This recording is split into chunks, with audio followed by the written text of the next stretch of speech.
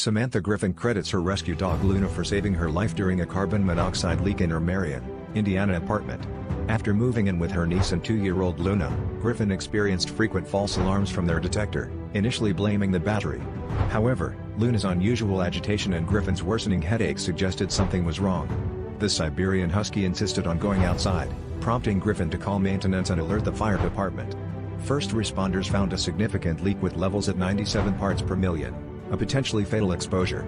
Luna's actions were praised for preventing a tragedy, highlighting the importance of regularly checking carbon monoxide detectors.